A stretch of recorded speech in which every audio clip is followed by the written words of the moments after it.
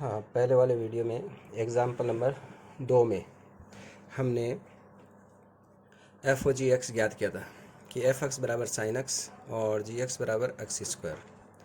तो F O G x बराबर होता है ओ को हटाकर बराबर एफ कोष्टक जी एक्स के स्थान पे एक्स स्क्वायर रखा था हमने और एफ एक्स स्क्वायर का मान होगा एक्स के स्थान पे एक्स स्क्वायर रखने पर साइन एक्स स्क्वायर। ये समीकरण नंबर 1। अब हम ज्ञात कर रहे हैं जी ओ एफ एक्स। तो ओ को हटाओ, पहले कोष्टक लगाया हमने जी कोष्टक एफ एक्स और एफ एक्स का मान रखा हमने साइन एक्स, तो ये हुआ जी साइन एक्स। अब जी एक्स का सूत्र है एक्स स्क्वायर, तो एक्स के स्थान पे हम रखेंगे साइन एक्स, तो साइन एक्स का होल स्क्वायर। साइन एक्स का होल स्क्वायर को आप साइन स्क्वायर एक्स लिख सकते हैं। समीकरण 1 और 2 से देखिए, साइन ये एक्स स्क्वायर है और ये साइन स्क्वायर एक्स है, दोनों इक्वल नहीं है, इसलिए समीकरण 1 और 2 से F O G X not equal to G O F X, अर्थात ये एफ ओ जी और जी एफ बराबर नहीं है। ये एग्जाम्पल नंबर 2 हुआ आपकी। इसी प्रकार एग्जाम्पल देखो तीसरा दिया गया है, एफ एन से जेड में फलन है और F x equal to 2x है, तथा जी जेड से क्यू में फलन है और जी एक्स बराबर एक्स प्लस 1/2 द्वारा परिभाषित है, और जी एफ और एफ ओ जी एक्स ज्ञात कीजिए। तो जी ओ एफ ज्ञात करने के लिए और एफ ओ जी ज्ञात करने के लिए सबसे पहले हम देखते हैं कि फलन एफ जो है वो एन से जेड में है और जी जो है वो जेड से क्यू में है। यहाँ पर देखिए, ये इसका सहप्रांत और इसका प्रांत क्या है, उभयनिष्ठ है, अर्थात जी ओ एफ परिभाषित है और ये होगा एन से क्यू में। एन से क्यू में तो जी ओ एफ परिभाषित हुआ एन से क्यू में, तो जी ओ एफ परिभाषित है, परंतु एफ ओ जी परिभाषित नहीं है। एफ ओ जी परिभाषित क्यों नहीं है? क्योंकि देखिए, जी का सहप्रांत क्यू, एफ का प्रांत एन का उपसमुच्चय नहीं है। तो जी का जो परिसर है या जी का सहप्रांत जो है वो एफ के प्रांत का उपसमुच्चय नहीं है, अर्थात एफ ओ जी परिभाषित नहीं है, जबकि जी ओ एफ परिभाषित है। इसलिए हम क्या ज्ञात कर सकते हैं, जी ओ एफ एक्स ज्ञात कर सकते हैं, एफ ओ जी एक्स ज्ञात नहीं कर सकते। तो जी ओ एफ एक्स बराबर जी कोष्टक एफ एक्स का मान रख दिया हमने, ये एफ एक्स का मान 2x, एफ एक्स बराबर 2x यहाँ पर रखा, तो जी टू एक्स। अब जी एक्स का सूत्र ये है x प्लस 1/2, तो x के स्थान पे 2x रख दो, तो ये बन जाएगा 2x प्लस 1/2, तो जी टू एक्स का मान हुआ 2x प्लस 1/2। ठीक है, इस सूत्र में x के स्थान पे 2x रखने पर जी टू एक्स का सूत्र हुआ 2x प्लस 1/2। इस प्रकार जी ऑफ एक्स का मान ये हमने 2x प्लस 1/2 प्राप्त किया। अब संयुक्त फलनों के कुछ गुणधर्म हैं। पहला गुणधर्म है, संयुक्त फलन द्वारा क्रम विनिमय गुणधर्म का पालन करना आवश्यक नहीं है। देखिए, हमने एग्जाम्पल नंबर 2 में ये दिया है कि एफ ओ जी बराबर नहीं है जी ओ एफ, अर्थात क्रम विनिमय का पालन यहाँ पर नहीं हो रहा है। तो यहाँ पर लिखा है क्रम विनिमय का पालन करना आवश्यक नहीं है, इसका अर्थ यह है क्रम विनिमय का पालन कर भी सकता है और नहीं भी। ठीक है, यानी आवश्यक नहीं है, अर्थात एफ ओ जी और जी ओ एफ बराबर हो भी सकते हैं और नहीं भी। तो एग्जाम्पल नंबर 2 में तो देख लिया हमने कि एग्जाम्पल नंबर 2 में एफ ओ जी और जी ओ एफ बराबर नहीं है। साथ ही एग्जाम्पल नंबर 1 और 3 में हमने देखा कि जी ओ एफ तो परिभाषित है परंतु एफ ओ जी परिभाषित नहीं है, अर्थात एफ ओ जी और जी ओ एफ बराबर नहीं है। अब निम्न उदाहरण पर हम विचार करते हैं जबकि एफ ओ जी और जी ओ एफ बराबर हो सकते हैं। तो एफ आर से आर में है, एफ एक्स बराबर एक्स क्यूब, जी आर से आर में है और जी एक्स बराबर एक्स स्क्वायर।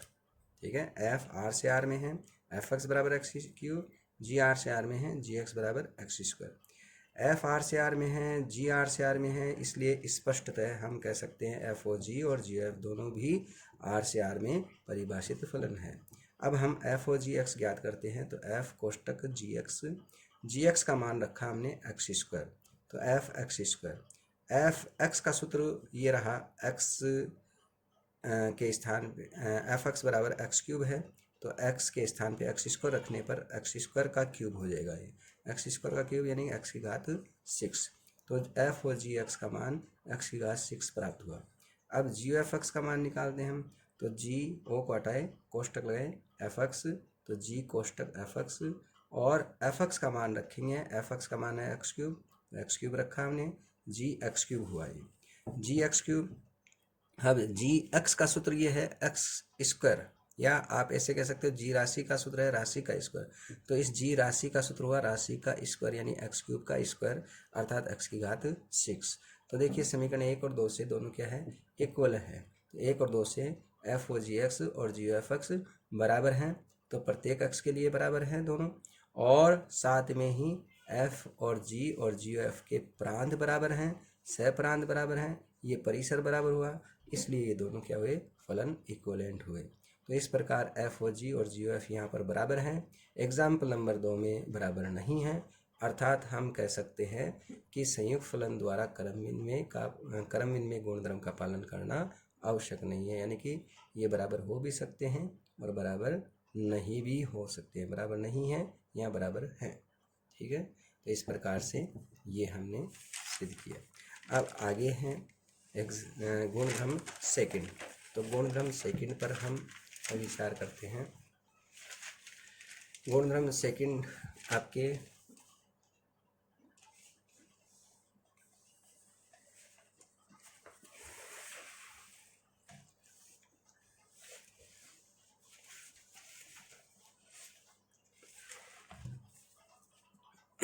गुणधर्म सेकंड है संयुक्त फलन साचर्य गुणधर्म का पालन करते हैं, अर्थात तीन फलन एफ जी और एच के लिए एफ ओ कोष्टक g o h equal to f O g कोष्टक बंद ओ एच इक्वल होते हैं। तो साचर्य नियम का पालन करते हैं। जैसे गुणन के लिए क्या होता है, ए इंटू कोष्टक बी गुणा सी बराबर ए इंटू बी कोष्टक बंद इंटू सी। इसका अर्थ ये है कि अंतिम दो को गुणा करके फिर प्रथम से गुणा करो, या प्रथम दो को गुणा करके अंतिम से गुणा करो, तो ये गुणन साचर्य है। योग साचर्य अंतिम दो का योग करके प्रथम से योग करो, या अंतिम दो का योग करके प्रथम दो का योग करके अंतिम तीसरे से योग करो, तो ये योग साचर्य है। उसी प्रकार अंतिम दो का संयोजन करके प्रथम से संयोजन करो, या प्रथम दो फलनों का संयोजन करके तीसरे फलन से संयोजन करो, तो ये फलनों का साचर्य है। तो फलनों का साचर्य गुणधर्म सत्यापन करने के लिए प्रमेय नंबर है आपका 1.3, प्रमेय 1.3। तो प्रमेय 1.3 देखिए, तीन फलन लेते हैं हम एफ जी और एच। तीन फलन इस प्रकार हों कि एफ ओ कोष्टक जी ओ एच तथा एफ ओ जी कोष्टक बंद ओ एच परिभाषित होने चाहिए, तब हम सिद्ध करेंगे कि ये दोनों इक्विवेलेंट हैं। इसके लिए हम इस प्रकार एफ जी एच तीन फलन ऐसे लेना है कि ये दोनों परिभाषित होने चाहिए। तो मान लिया मैंने एच जो है वो ए से बी में फलन है, जी जो है वो बी से सी में फलन है, और एफ जो है वो सी से डी पर परिभाषित है। स्पष्टतः देखिए ये बी और ये बी उभयनिष्ठ है, इसलिए एच और जी का संयोजन हो सकता है। तो ये बी उभयनिष्ठ है तो उल्टा हो जाएगा जी ओ एच। ये जी ओ एच किससे किस में होगा, ए से सी में परिभाषित है। इसी तरह देखिए जी और एफ, जी का सहप्रांत सी, एफ का प्रांत सी कॉमन है, इसलिए एफ और जी का संयोजन हो सकता है, तो ये होगा एफ ओ जी। ठीक है, उल्टी दिशा में आप पढ़ें इसको, एफ ओ जी और बी से डी में परिभाषित हो जाएगा। ठीक है, तो ये हुआ जी ओ एच और एफ ओ जी ये परिभाषित। तो देखो एफ ओ जी और जी ओ एच हमने परिभाषित किया। अब जी ओ एच का संबंध हमें संयोजन करना है एफ से, और एफ ओ जी का संयोजन करना है हमें एस से। तो जी ओ एच के साथ में हम एच एफ लेते हैं, तो जी ओ एच किससे किस में है, ए से सी में, और एफ किससे है, सी से डी में। देखिए जी ओ एच का सहप्रांत सी, एफ का सहप्रांत सी कॉमन है, इसलिए इन दोनों का संयोजन हो सकता है। तो इनका संयोजन हुआ एफ ओ, और ये जी ओ एच एक फलन है इसलिए कोष्टक में लिखेंगे एफ ओ कोष्टक जी ओ एच, और ये किससे किस में होगा, ए से डी में परिभाषित हो गया। अब हम ये एफ ओ जी ओ एच इसको परिभाषित करेंगे तो एफ ओ जी के साथ में एच लेंगे, तो एच है ए से बी में और एफ ओ जी है बी से डी में। तो देखिए ये बी और ये बी उभयनिष्ठ है, इसलिए इन दोनों का संयोजन होता है। वो एफ ओ जी एक फलन है, इसको कोष्टक में लिखेंगे ओ एच, एफ ओ जी को कोष्टक में, और ओ एच ये किससे किस में हुआ, ए से डी में। तो दोनों ही फलन जो है वो ए से डी में है, अर्थात एफ ओ जी ओ एच और एफ ओ कोष्टक जी ओ एच दोनों के प्रांत क्या है, ए हैं, और दोनों के सह प्रांत क्या है, डी, समान है। तो दोनों के प्रांत समान, दोनों के सह प्रांत समान। अब केवल इनकी वैल्यू सिद्ध करना है कि एफ ओ जी ओ एच एक्स और एफ ओ जी ओ एच ये एक्स बराबर हो, ठीक है। तो ये एफ ओ जी ओ एच और इस पर एक अवयव हमने एक्स लगाया, ये प्रत्येक एक्स के लिए ये दोनों समान होने चाहिए। तो सबसे पहले हम इसकी वैल्यू ज्ञात कर रहे हैं कि एफ ओ जी ओ एच कोष्टक एक्स, इसका मान निकालते हैं। तो इस ओ को हटाएंगे, F कोष्टक g o H x लिख सकते हैं हम इसको। ये एक्स फिर से इस पर एच पर आरोपित होगा, ओ को जब हटाएंगे तो ये होगा एफ कोष्टक, ये ओ को हटाएंगे जी कोष्टक एच एक्स। एच एक्स का मान हम मान लेते हैं वाई, तो एच एक्स का मान वाई, तो ये हुआ जी वाई जहाँ एक्स अवयव है ए का और वाई अवयव है बी का, क्योंकि एच जो है वो ए से बी में फलन है, तो यहाँ पर एक्स ए का अवयव रखेंगे तो ये आएगा बी का अवयव। तो एक्स अवयव ए का, वाई अवयव है बी का, तो एच एक्स बराबर वाई माना है, तो एच एक्स के स्थान पे वाई रख सकते हैं, तो जी वाई। अब जी वाई का मान हम मान लेते हैं जेड, तो जी वाई बराबर जेड मान लेते हैं, जहाँ जेड किसका अवयव है, सी का, तो जी वाई बराबर जेड। तो ये समीकरण नंबर 1। तो ये एक्स अवयव ए का, वाई अवयव बी का और जेड अवयव सी का क्रमशः हमने माना है। तो इस प्रकार से ये इसका मान एफ जेड के बराबर आ गया। अब इसका मान ज्ञात करते हैं, एफ ओ जी ओ एच एक्स का मान ज्ञात करते हैं। तो सबसे पहले इस बाहर वाले ओ को हटाएंगे, ठीक है। तो F O g कोष्टक H x हो गया। अब इस ओ को हटाएंगे तो एफ कोष्टक जी और ये एच एक्स, एच एक्स का मान फिर से क्या रख दिया हमने, वाई रख दिया, तो ये क्या बना, जी वाई, क्योंकि एच एक्स वाई के बराबर है। जी वाई किसके बराबर है, जेड के बराबर है, क्योंकि जी वाई का मान जेड के तुल्य है, इसलिए ये जेड रख दिया। तो एफ जेड, तो ये भी एफ जेड के बराबर, ये भी एफ जेड के बराबर।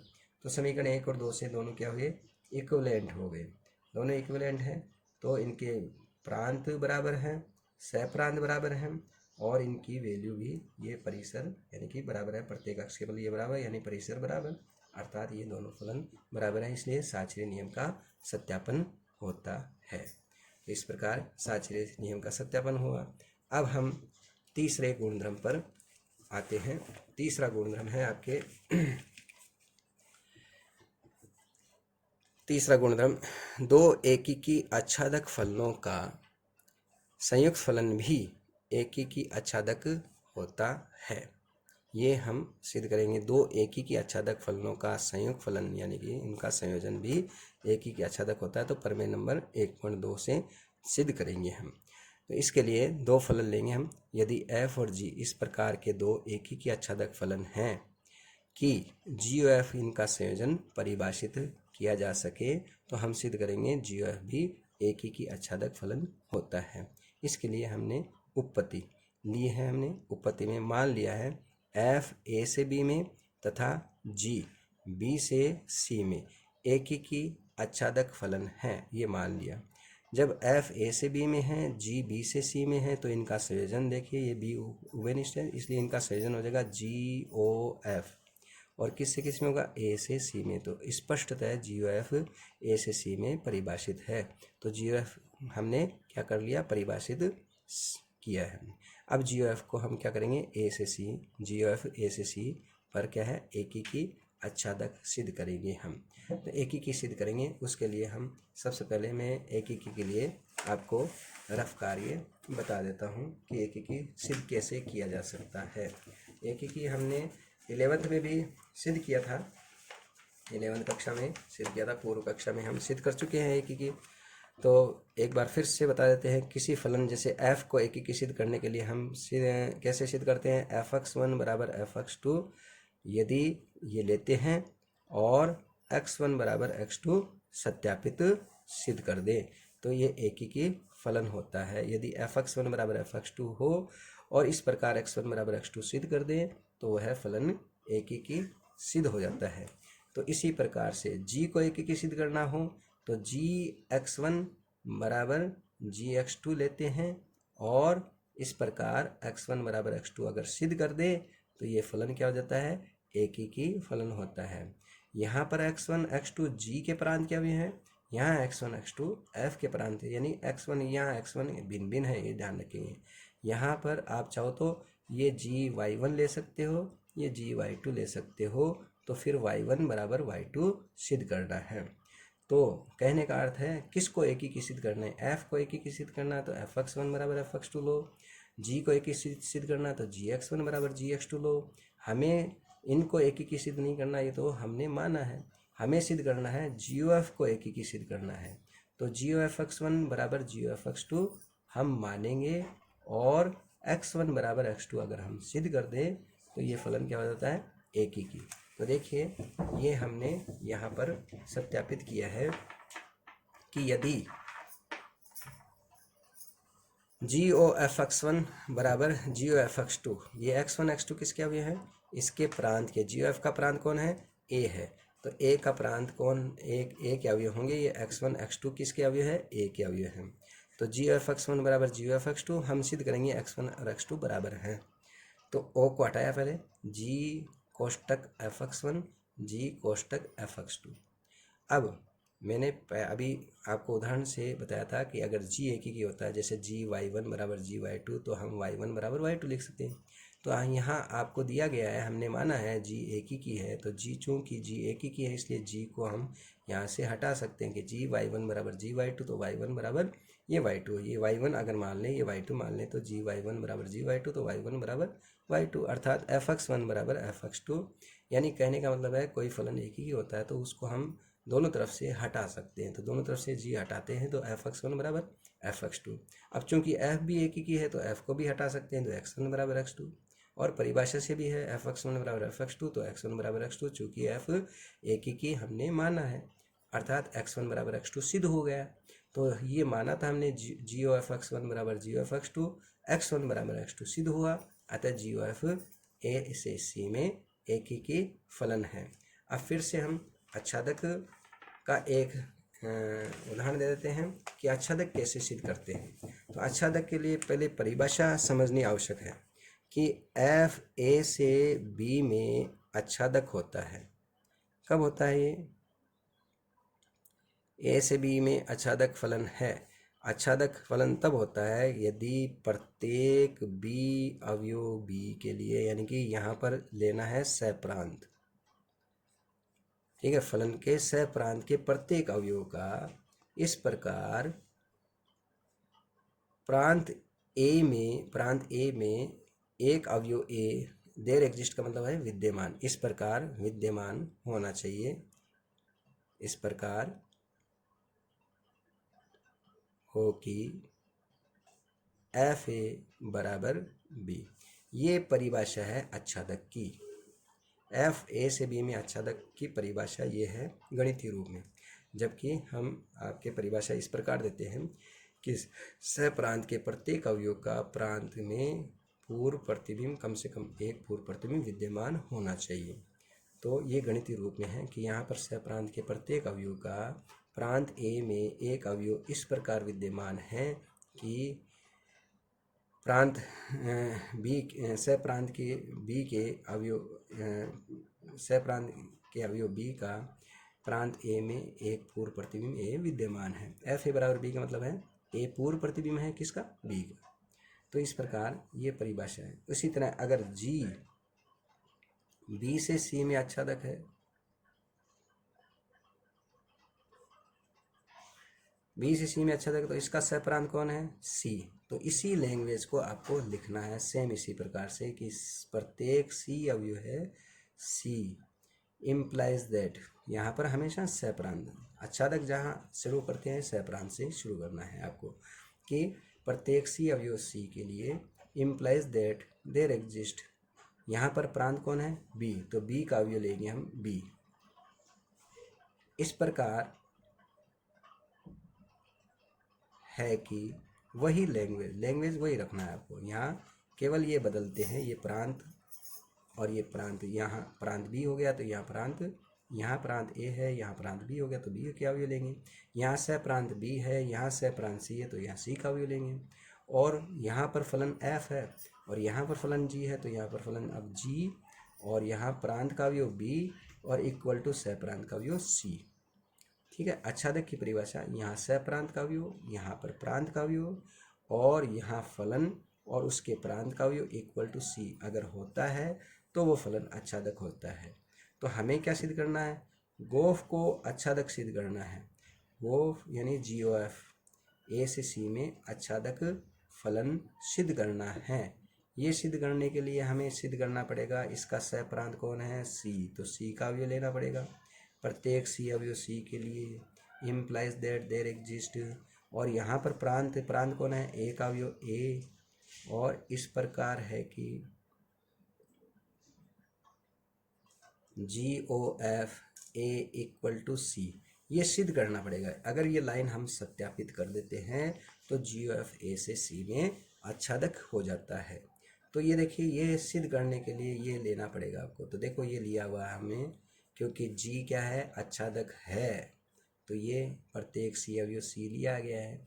इम्प्लाइज दैट देयर एग्जिस्ट ए अवयव ए, ये रहा, ये भी एफ ए से सी में, ए से बी में आच्छादक है, तो ये तो हमने ले चुके हैं। केवल ये सिद्ध करना है आपको GOF A का मान C के बराबर है। तो चूंकि G आच्छादक है तो ये लाइन लिखेंगे हम, F आच्छादक है ये लाइन लिखेंगे, और इसी के सहायता से हम ये लाइन हम सत्यापित करेंगे। तो देखिए फिर से ये हमने सिद्ध किया है यहाँ पर।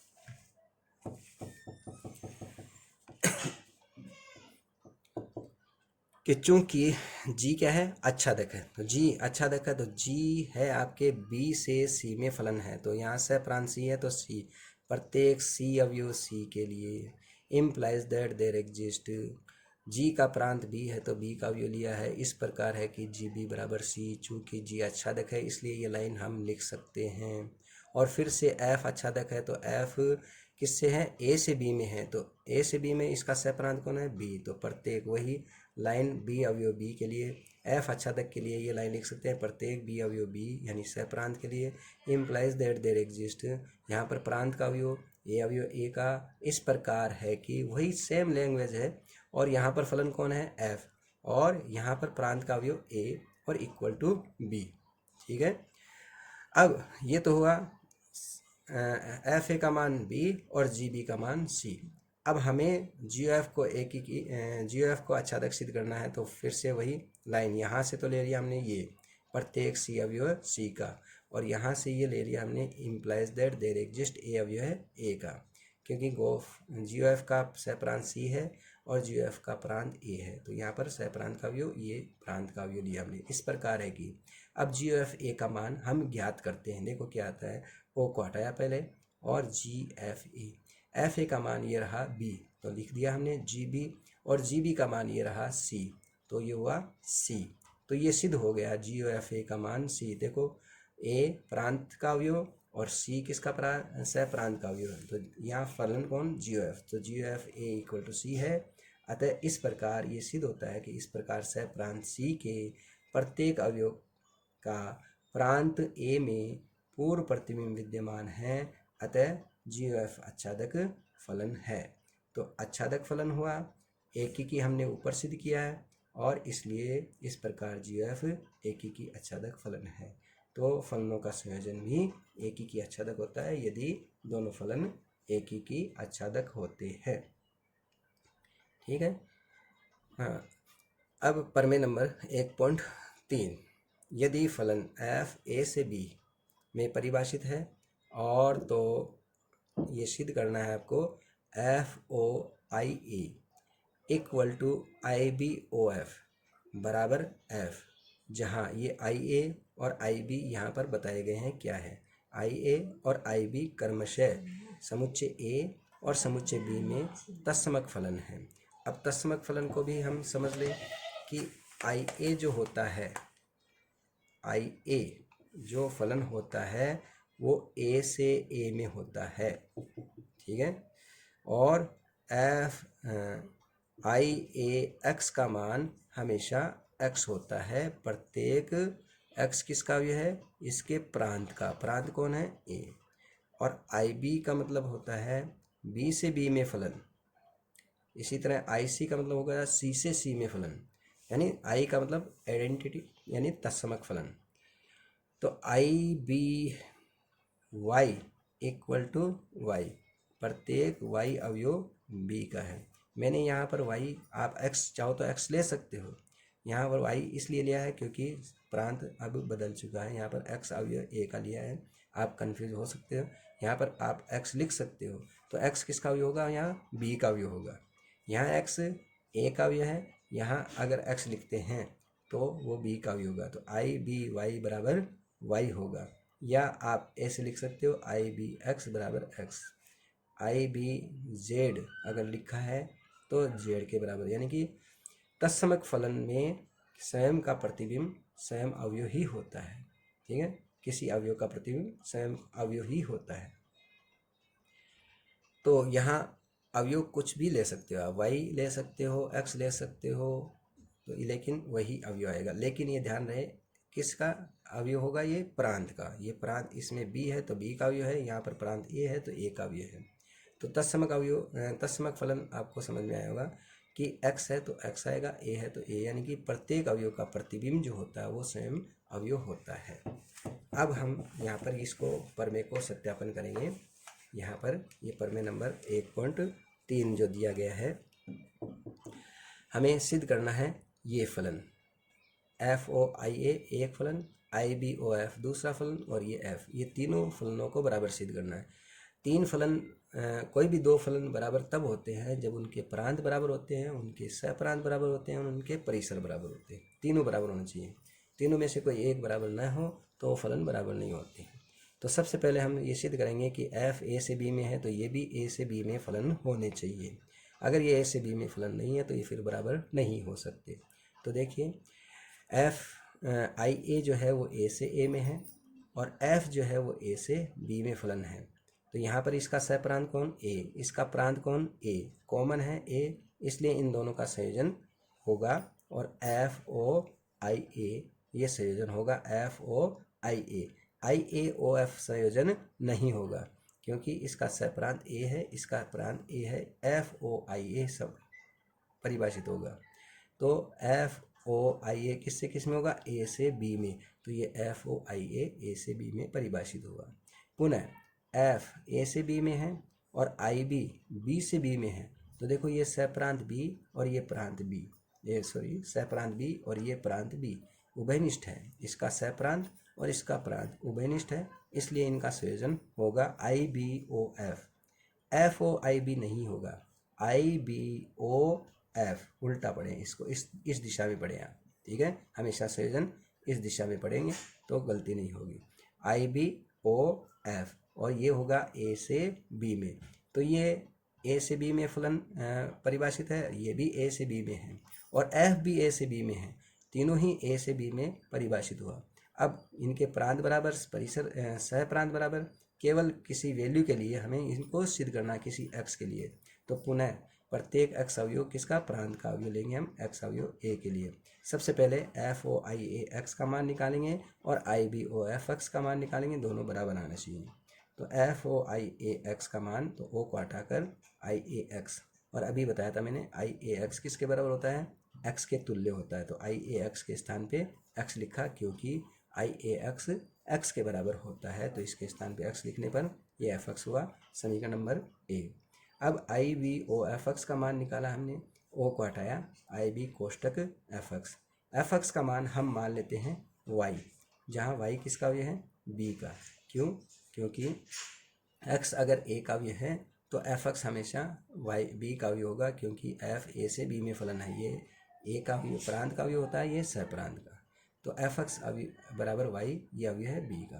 तो आई बी वाई किसके बराबर होगा, वाई के, अभी बताया था मैंने, आई बी वाई किसके बराबर, वाई के, और वाई पुनः किसके बराबर है, एफ एक्स के बराबर है। तो ये समीकरण नंबर 1 हुआ, ये समीकरण नंबर 2। देखिए दोनों क्या है, तुल्य हैं, इसलिए ये F O I A x और I B O F x equal to f x है। और इस प्रकार इसके प्रांत, इन तीनों के प्रांत बराबर हैं, ए है, इनके सहप्रांत बी हैं और ये वैल्यू भी बराबर है। अतः ये तीनों फलन क्या हुए, बराबर। F O I A I B O F equal to F के तुल्य, ये सत्यापित हमने सिद्ध कर दिया।